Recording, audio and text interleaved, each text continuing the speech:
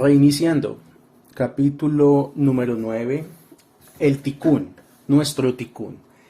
Esta es una palabra que la Cábala la usa mucho y la tiene muy presente en todo tipo de textos, en todo tipo de autores, en todo tipo de épocas. Siempre vamos a hablar del ticún y siempre se habla de que estamos corrigiendo el ticún y que el ticún esto y que el ticún aquello.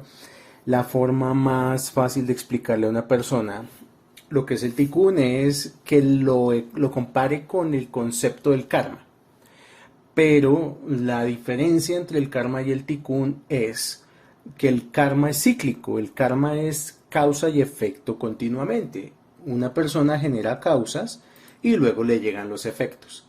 Y luego vuelve y recibe causas y luego recibe efectos. Y la mayoría de los seres humanos están básicamente reencarnando incesantemente sin corregir absolutamente nada, sino reencarnan para recibir lo que generaron. O sea, en una encarnación alguien A agredió a B, en la siguiente encarnación B agrede a A, en la siguiente encarnación vuelve A agredir a B.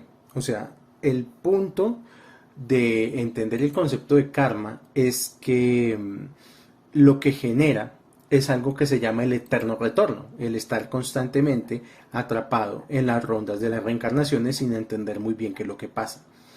El ticún, por el contrario, es el acto espiritual y físico mediante el cual corregimos el karma.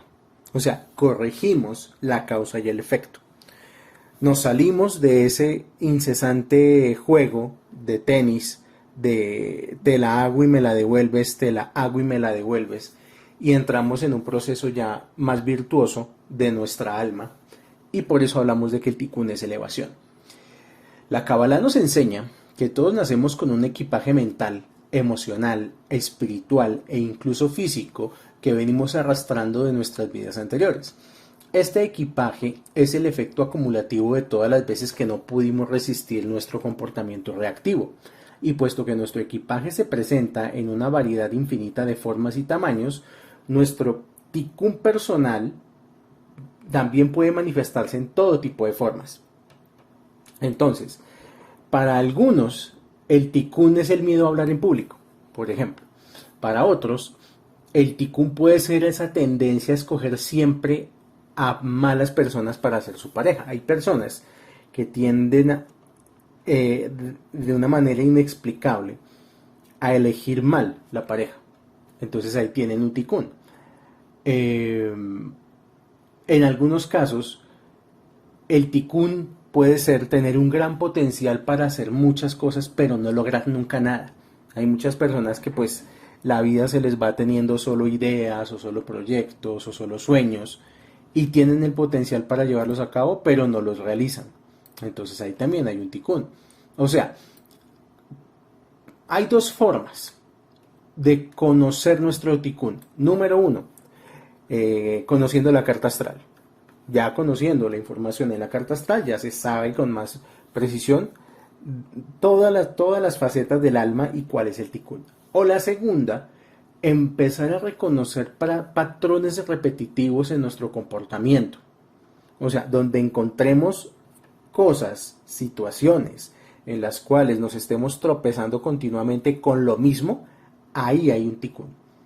Por ejemplo, una persona que por más dinero que gane, no tiene capacidad de control sobre sus deseos y su compulsión al gasto y todo el tiempo vive endeudada o endeudada sin importar que gane mucho dinero. Hay personas que les pasa eso y tienen un ticún terrible con la relación del sustento. O todo lo contrario, personas que por más que trabajan y se esfuerzan, muchas veces apenas están con lo estrictamente necesario y a veces ni siquiera eso. Ahí también hay un ticún. Para otras personas el ticún puede ser sana la relación con su familia, con algún miembro de la familia, con papá, con mamá, con algún hermano. El caso es que nosotros, llegados a este punto de este taller contra la depresión, tenemos que empezar a reconocer cuáles son los patrones repetitivos en nuestra vida. ¿Cómo es que hacemos autosabotaje? Muchas veces el autosabotaje puede ser prometiendo cosas y no llevarlas a cabo. Muchas veces el autosabotaje es tratar mal a las personas, hacer daño, querer herir a la gente. Hay personas que les satisface herir con la palabra, ser sarcásticos, ser mordaces.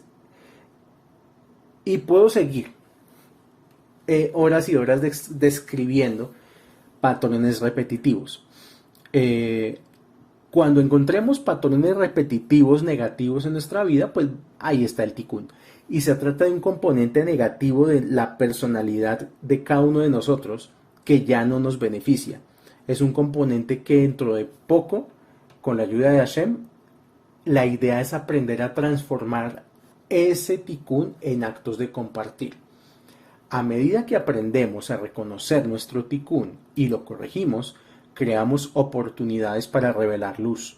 Y cuando nos hallamos frente a la luz, nuestra oscuridad empieza a desvanecerse. La función por excelencia que cumple nuestro tikkun, siempre y cuando lo reconozcamos y lo corrijamos, es ampliar nuestra vasija. O sea, el objetivo del tikkun, la razón de tener ese gran problema o ese gran defecto o esa gran dificultad, es para tener la oportunidad de ampliar nuestra vasija. Nuestro propósito principal de la vida, esto ya lo vimos en otros audios, lo hemos escuchado, lo hablamos en otros audios. El propósito principal de la vida de cada uno de nosotros es volver a conectarnos con la luz. Y esto lo logramos transformándonos, desarrollándonos y creciendo. Cuando nos desarrollamos y crecemos espiritualmente, nuestra vasija espiritual también lo hace. Y a estas alturas, pues, qué bueno que todos pudiéramos tener una vasija grande, un gran potencial de alma, donde pudiéramos recolectar enormes cantidades de luz abundante, que cada uno de nosotros y cada persona que escuche este audio fuera algo así como una central nuclear de luz, que pudiera canalizar luz de manera industrial. Sería lo ideal. Una vasija grande equivale a luz abundante. Aquí, digamos que el judaísmo retira el concepto que tal vez aprendimos en Occidente, principalmente del cristianismo, de los votos de pobreza, de la humildad, de que tener dinero es malo, de que más fácil pasa un camello por el ojo de una aguja que un rico al reino de los cielos. Todo eso en el judaísmo no existe. De hecho, en el judaísmo y en los midrashim, en los estudios ya ocultos, Talmud, Torah, Kabbalah, descubrimos que los grandes patriarcas, por poner un ejemplo, Abraham, Isaac y Jacob, los primeros 3 grandes patriarcas del Antiguo Testamento. Las películas generalmente los muestran como personas sucias, pobres, que andaban en alpargatas, casi que harapientos. Pero la realidad, a la luz de los estudios del Midrashim, es que Abraham, Isaac y Jacob eran multimillonarios. O sea, la cantidad de luz que tenían equivalía a la cantidad de economía que manejaban. Abraham llegó a ser el hombre más rico del mundo. O sea, era el magnate del mundo. Por eso, pues, no viene el caso, pero cuando se llegue a estudiar la parashiot del libro de Génesis, Abraham compra por una cifra exorbitante la cueva de Macpela, que es la entrada al jardín del Edén, y la paga con kilos y kilos de plata. O sea, tenía mucho dinero. Es decir, que el dinero no es malo, que no es malo tener recursos, que inclusive muchas veces cuando uno verdaderamente quiere ayudar a alguien, lo ayudas con dinero, más que con buenas intenciones. Entonces, tener una vasija grande equivale a tener luz abundante, y eso también significa tener economía abundante, y que esa economía sirva para ayudar y para compartir, lógicamente, porque el patriarca Abraham no era que tuviera una fortuna guardada en sus bóvedas solamente para contemplarla. Asimismo, como recibía enorme riqueza, asimismo la compartía de manera totalmente desprendida, y por eso nunca le faltaba. Antes crecía más su vasija. Hacemos correcciones y ampliamos nuestra vasija cada vez que resistimos el impulso de reaccionar rápidamente ante situaciones desafiantes que se presentan en nuestro camino. Esto es importante. Un tip así rapidito para ampliar la vasija: no tener reacciones impulsivas. O sea, cada vez que sintamos el impulso de reaccionar ante alguna situación difícil, aplicar restricción. Si logramos eso, si logramos aplicar la restricción, estamos dando un paso gigantesco para ampliar nuestra vasija y para que se nos apruebe mucho más presupuesto desde los mundos superiores. ¿Por qué la mayoría de la humanidad está pasando dificultades económicas? Porque solo están pensando con el deseo de recibir, no con el deseo de dar y compartir. Al identificar nuestro tikkun y aprender a controlar nuestras reacciones, creamos un cambio permanente y duradero. Hablemos un poquito de nuestro tikkun y la reencarnación. Consideremos el principio del tikkun encuadrado en el gran proceso del que forma parte, que es la reencarnación y el viaje del alma. O sea, si el hecho de que estemos reencarnados quiere decir que tenemos tikkun. Si no tuviéramos tikkun, pues no tendríamos ninguna razón de estar en este mundo. La Kabbalah nos dice que todos somos almas reencarnadas. Muchas cosas incomprensibles comienzan a adquirir sentido cuando las vemos a través de la reencarnación. La mayoría de nosotros hemos vivido la experiencia de visitar un lugar y sentir que ya hemos estado allí, o de pensar en algún país desde pequeños, de pronto nos gusta un país en particular, o de tener miedos inexplicables. Todas esas sensaciones hacen parte de tener reminiscencias relacionadas con la reencarnación. Hay un término que también se usa mucho para denominar esta sensación, que es el déjà vu. O quizás hemos visto a alguien por primera vez y pese a haber estado solo 5 minutos con esa persona, sentimos una comodidad con esa persona como si lo hubiéramos conocido desde siempre. O sea, siempre a los seres humanos nos pasa eso, que con ciertas personas, sin conocerlas, es como si nos conociéramos de toda la vida. Y hay personas que sin conocerlas, es como que no las soportamos y no sabemos por qué odiamos a la persona. Y es inexplicable, pero sucede. Dentro de nuestra cultura occidental, se nos ha enseñado que debemos creer que solo tenemos una vida. Por eso es que mucha gente sale con frases tristemente célebres como que la vida es corta y hay que aprovecharla, solamente se vive una vez, de este mundo nada me voy a llevar. Pero bueno, ¿y si resultara que no? ¿Y si la vida no es tan breve como pensamos? ¿Y si esta vida es parte de un largo continuo de vidas? Esto explicaría todas aquellas sensaciones evocadoras, todos esos recuerdos que no nos damos a entender por qué, esas añoranzas que no podemos explicar, los déjà vus que muchas veces sentimos y que ciertas personas desconocidas nos resulten muy familiares. El concepto de la reencarnación arroja luz sobre muchos de nuestros miedos que parecen irracionales. Ejemplo, supongamos que hay alguna persona que le tenga miedo a las alturas. De hecho, mucha gente lo tiene, aun cuando no nos haya ocurrido nada que pueda justificarlo. O que tengamos miedo al mar, al agua, a pesar de que nunca hemos experimentado ningún episodio difícil en un barco, ni en una lancha, ni siquiera en el agua. ¿De dónde provienen esos miedos? Porque hay personas que le tienen miedo a los barcos y ni siquiera han entrado a una piscina. Según la Kabbalah, reflejan una experiencia traumática que sufrimos en una vida anterior. Por ejemplo, la persona que se cayó de un lugar muy alto o fue víctima de un naufragio en un barco del que no se salvó, todavía dentro de su alma tiene la huella psicológica de esos miedos, del miedo a la muerte. Entonces, por eso es que hay personas que inexplicablemente le tiene miedo a las alturas, a los cuchillos, al campo, al agua, etcétera.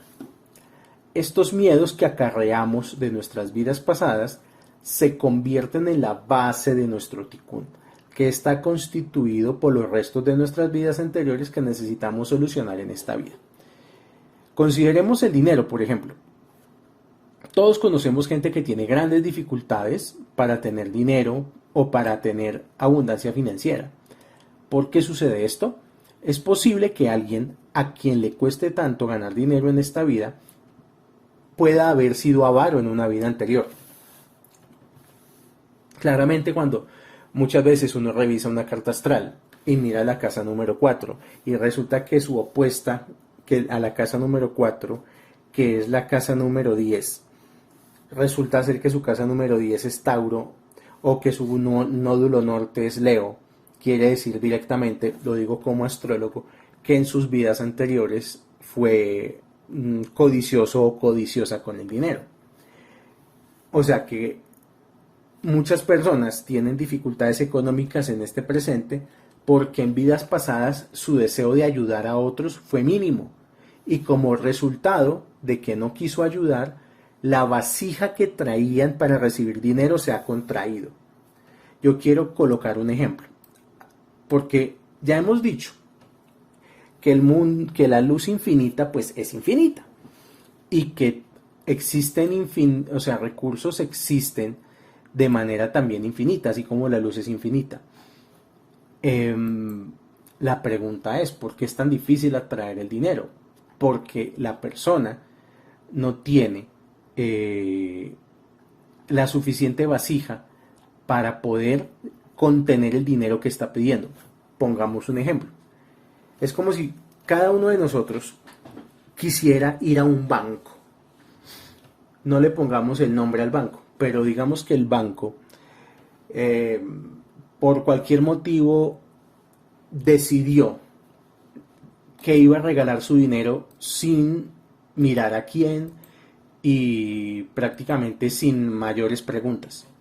Que todo el que quiera ir al banco por dinero lo puede ir a retirar. Ahora, hay una condición para que la persona pueda retirar ese dinero. La condición es que la persona tiene que llevar algo donde sacar el dinero. Tiene que llevar algo. Entonces hay personas que llegan con una maleta, hay personas que llegan con un bolsito, hay personas que llegan directamente con 2 maletas viajeras gigantes, hay personas que llegan con una cartuchera. Entonces llega una persona al banco y pregunta, me enteré que aquí están regalando dinero.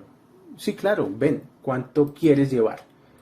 Pues lógicamente, una persona normalmente diría, es todo el que me puedan dar, o sea, yo quiero, qué sé yo, 100 millones de dólares. Perfecto, ¿dónde los vas a llevar? No, mira, es que solamente tengo esta pequeña bolsa. Lo lamento, dirían los del banco.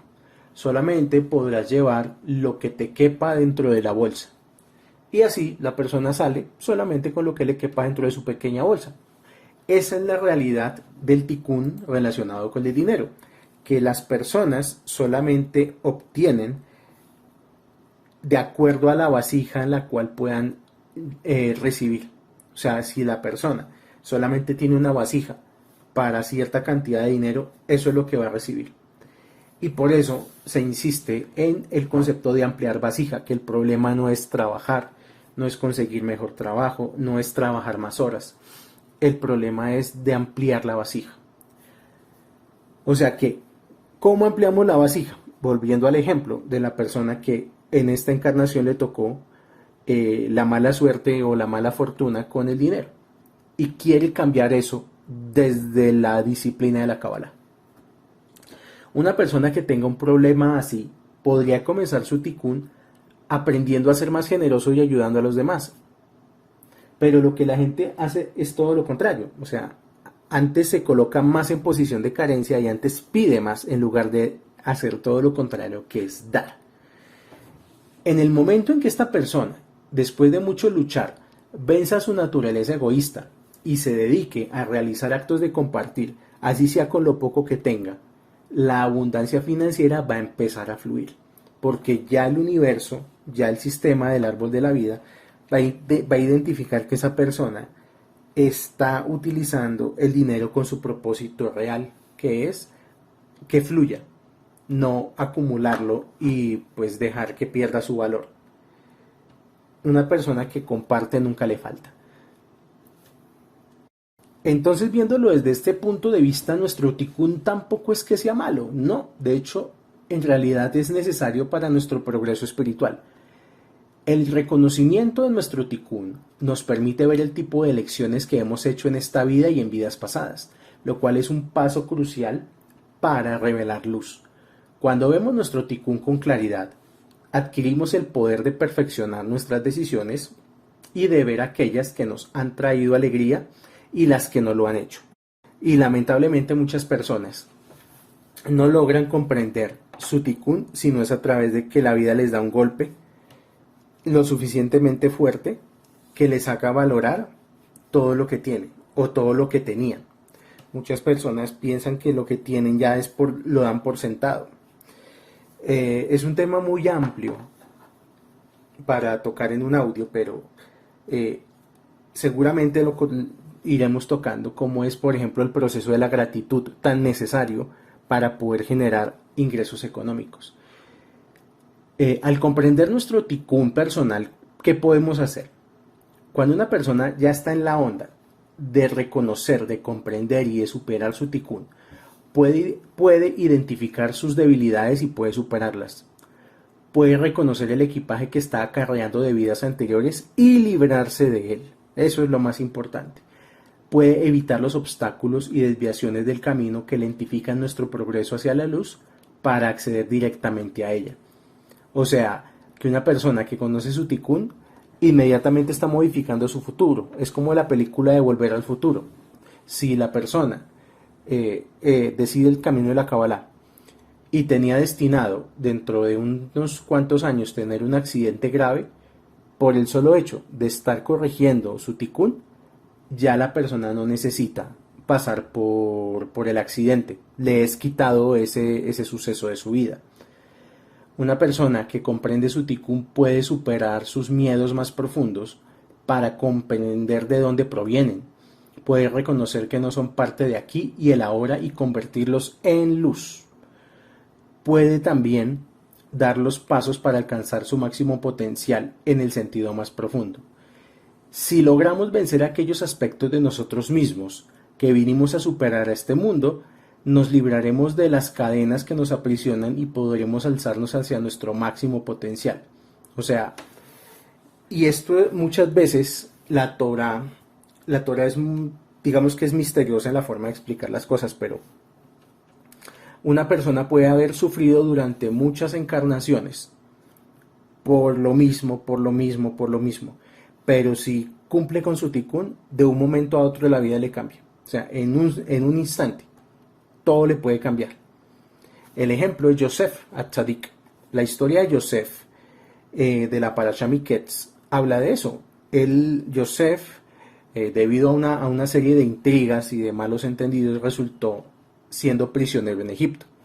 Los prisioneros en Egipto no eran como los prisioneros hoy en día, que hoy en día una persona recibe una sentencia y a los tantos años sale de la cárcel. Cuando en Egipto una persona entraba a prisión, entraba de por vida, o sea, ya era prisionero hasta que moría. O sea que el destino de Yosef era morir en prisión. Pero de un momento a otro, él empezó dentro de la prisión a corregir su tikkun, y un buen día se acostó a dormir siendo un prisionero y se despertó para ser el dueño de Egipto. Salió de la prisión y llegó a donde el mismísimo faraón y se convirtió en la mano derecha del faraón.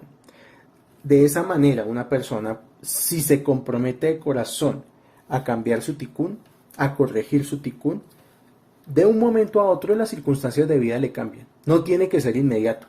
O sea, a veces depende también de muchas circunstancias. Hay personas que entran a Kabbalah y de una se disparan y hacen todo el proceso. Hay personas que se demoran un poco más. Otra forma virtuosa de solucionar rapidísimo el tema del tikkun es dejar de juzgar las cosas como malas y empezar a verlas como tipos de oportunidades. O sea, si logramos poder ver las situaciones difíciles no como algo malo, sino como oportunidades para cambiar, va a ser mucho más fácil hacer la corrección, va a ser mucho más fácil revelar luz y vencer, entre muchas otras cosas, la depresión. Comprender esto es algo muy importante. Casi todos luchamos por encontrar el significado de nuestras vidas, o sea, estamos en la búsqueda de esa respuesta que parece eludirnos continuamente, y la decepción puede llegar a ser devastadora. Llevar a cabo nuestras correcciones nos ayuda a poner fin a esta lucha encaminándonos hacia la luz. Relacionemos un poquito el concepto de la depresión con el tikkun. Antes de, bueno, digámoslo de esta manera, vamos a analizar la depresión con un ejemplo. La Kabbalah nos enseña que cuando una persona se suicida, Hasbe Shalom, que nunca suceda, que nunca nos suceda, su alma no puede ascender al siguiente nivel. Su alma queda estancada, por así decirlo, en una dimensión intermedia, y allí comienza a buscar un lugar para descansar.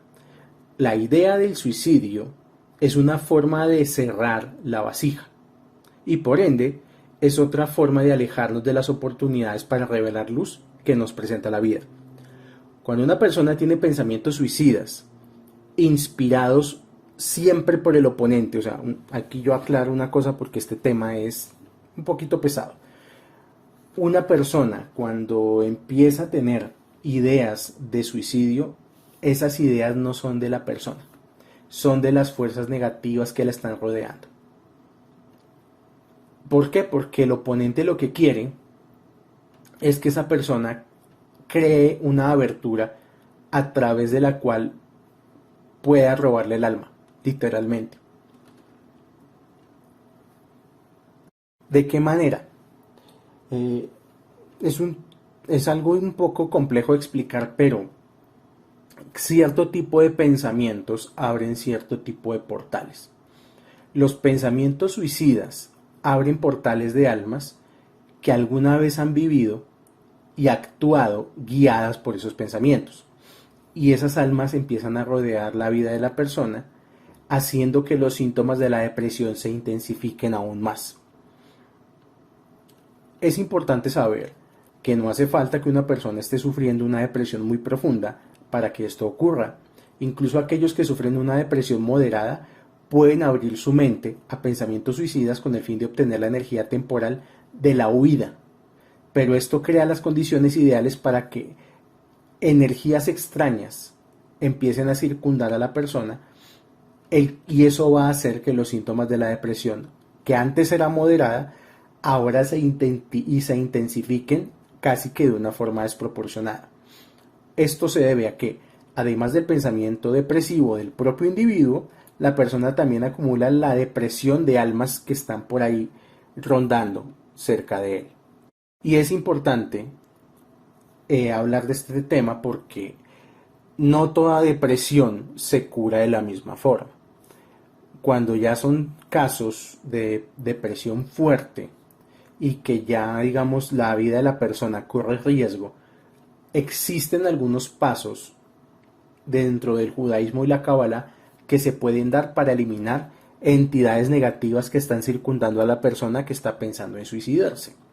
Paso número 1, mikve, que es una especie de baño que es tradicional en el judaísmo religioso y en la cábala. Es un ritual de inmersión en agua. Según la cábala y la Torá, el agua es una forma física de luz que posee grandes propiedades curativas. Una persona que se sumerge en una mikve se está envolviendo de luz, y cuando se envuelve de la luz del agua con las meditaciones correctas, elimina prácticamente cualquier rastro de oscuridad. De hecho, nuestra primer mikve fue el vientre de nuestra madre, porque el vientre de nuestra madre, cuando estábamos allá, dentro de nuestra mamá, estábamos rodeados de líquido. y como estábamos rodeados de líquido, ninguna negatividad nos podía afectar. Es en el momento en que nacemos que con nuestra primera bocanada de aire recibimos el primer golpe de energía astrológica en este mundo físico, y de ahí es que sale la carta astral, por ejemplo. Pero la mikve es una buena arma para poder eliminar energías negativas de nuestra vida. Es igual que si uno entrara a una piscina con un globo inflado. En el momento en que uno entra con el globo lleno de aire, pues el globo va a querer salir del agua, porque pues la física dirá que el aire pues va a querer escapar del medio acuoso. Asimismo, una persona que entra en la mikve, todas esas entidades o energías negativas que pueda tener encima se le quitan de encima. Segunda técnica, la meditación. La meditación puede ser muy beneficiosa, o sea, puede ayudar a calmar la mente, puede ayudar a enfocar los pensamientos, a eliminar pensamientos negativos, a comprenderlos y a disipar los vestigios del mal. El solo hecho de escanear, por ejemplo, letras hebreas en meditación puede aliviarnos de la presencia de energías negativas que quieran involucrarse con nuestra mente. Meditar los 72 nombres de Dios o meditar mientras se reza en los rezos diarios. Estas son herramientas también de limpieza del alma. Otra técnica para eliminar ese tipo de pensamientos. Podríamos hablar del estudio. El hecho de estudiar Torah, de estudiar Kabbalah, es una sesión de energía. O sea, no es un estudio intelectual como quien estudia matemáticas o como quien estudia biología. El estudio de la Torah es un acto en el cual atraemos un montón de luz a nuestra vida, y esa luz también nos va limpiando. Entonces, la persona, entre más horas le dedique al estudio de la Torah, de la Kabbalah, más luz va a poder tener disponible para todo lo que quiera, y además de ganar la batalla contra la depresión, tiene mucha más luz para mejorar sus condiciones de vida en general. Para ir terminando este capítulo, voy a dejar 2 ejercicios. Primer ejercicio. Todos tenemos situaciones, personas y patrones que aparecen en nuestra vida una y otra vez. Nos vamos a detener un momento a reflexionar sobre nuestra vida. Y, nuevamente, con una hoja y un papel, vamos a empezar a identificar los patrones que se repiten en nuestra vida. Pregunta: ¿hay acciones que realizas de forma repetida o personas que atraes a tu vida y que siempre te acaban haciendo daño? Hay que aprender a reconocer esas tendencias en nosotros mismos, porque es el primer paso para corregirlas. Y una de las claves para identificar estas tendencias es ser completamente honesto acerca de las situaciones dolorosas y repetitivas que suceden en nuestra vida. No hay motivo para sentir vergüenza, ya que esta solo sirve para mantener oculto nuestro tikkun. Ahora mismo es el momento de abrirnos y de ser honestos con nosotros mismos. O sea, vamos a empezar a escribir cualquier patrón que podamos reconocer, patrones repetitivos. Si alguno siente la necesidad de hablarme por interno, contarme sobre los patrones repetitivos que tiene, lo puede hacer. Ya todos ustedes saben que pueden hablarme al WhatsApp sin ningún problema. Y la segunda tarea de este audio, yo ya la había dejado en un PDF en el grupo, y es una meditación que se llama meditación activa, instrucciones de la gran atención para ayudar a salir de la Matrix. Ahí leer ese PDF es súper importante porque enseña un nivel de meditación en el cual vamos a dejar atrás completamente a nuestro oponente. Voy a tratar de parafrasear. Igual son únicamente 2 hojitas. El ego o el yo está formado en su totalidad por 5 elementos. Los 5 elementos del ego son forma, sensación, percepción, tendencia y conciencia. Estos son los elementos con los que la mente se valida para crear la ilusión del ego y sumir al hombre en la ignorancia. En realidad, el yo es como una cebolla compuesta por 5 capas. Al irlas pelando, encontraremos que en el centro, tal como está vacío, y ahí se obtiene la experiencia de la ilusión del ego. Los 5 elementos no son malos por naturaleza. Sin ellos no habría forma de sentir o interactuar con el medio ambiente. En realidad, sin ellos no habría ni seres ni medio ambiente.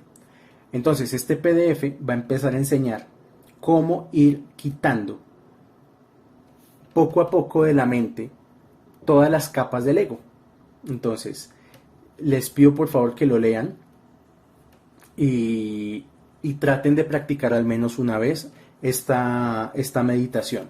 Esta meditación difiere fundamentalmente de todos los métodos usuales de meditación, ya que aquí la mente no está restringida a contemplar nada ni a hacer mantras, y tampoco hay interferencia con las funciones naturales del cuerpo, como la respiración. O sea, una persona puede ir perfectamente en el bus y hacer esta meditación. Es esencialmente una práctica de observación que eventualmente asume un aspecto analítico en relación a la pregunta: ¿qué es lo que realmente está siendo observado? Paso número 1. Tomar una postura cómoda. Eso es fácil. Paso número 2. Empezar a observar cómo la respiración entra y sale. Al inhalar, el aire es fresco. Al exhalar, el aire es cálido. Y empezar a pensar, a anotar mentalmente: hay sensación de inhalación, hay sensación de exhalación. O sea, el objetivo de esta meditación es no utilizar al ego en las descripciones mentales. O sea, no es yo estoy respirando, no. Hay inhalación, hay exhalación. Número 4. Enfóquese exclusivamente en la respiración. Deje de lado todo pensamiento, imágenes y emociones que puedan aparecer. Acéptelas y déjelas fluir. Número 5. Mantenga su mente en la anotación mental de la respiración. Si uno lo puede llevar hasta por 20 minutos, está perfecto. Número 6. Volver otra vez al estado normal de conciencia.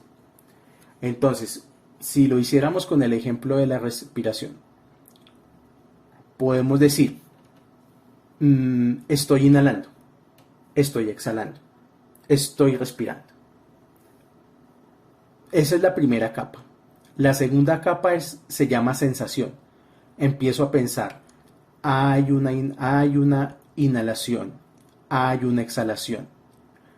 Siguiente capa: hay una sensación de inhalación, hay una sensación de exhalación. Un día descubriremos que la sensación ha desaparecido. Lo que en verdad está ahí es una percepción de la sensación. O sea que lo que la mente ahora tiene que pensar es: hay una percepción de una exhalación o de una inhalación. Yo sé que es un poco enredado al comienzo, pero cuando uno ya le tiene la práctica, en lo único que uno queda es en la existencia. O sea, lo único que uno percibe es la existencia. El segundo ejercicio, y también para yo ver si las personas están escuchando estos audios, es: lean por favor el PDF que les dejé en el grupo hace como 2 semanas, tal vez un poco más. Vamos a trabajar sobre él y cualquier pregunta será bien recibida. Pero la idea es llegar al último estado, que es solo la conciencia. Y ahí literalmente hemos vencido al ego. Nos vemos en el próximo capítulo de Reiniciando. El próximo audio va a tratar sobre nuestras reacciones. Tiene que ver mucho con el Tikkun. ¿Cómo hacemos con el tema de nuestras reacciones? Shalom, shalom para todos.